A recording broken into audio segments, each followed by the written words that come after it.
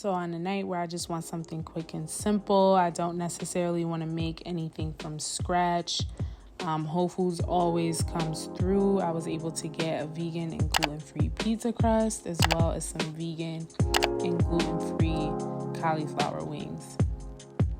I topped the pizza crust with this organic tomato sauce. I threw some garlic powder and onion powder on there as well, because you know I'm a little extra. Then I tried this Forger's Parmesan cheese for the first time. It was calm.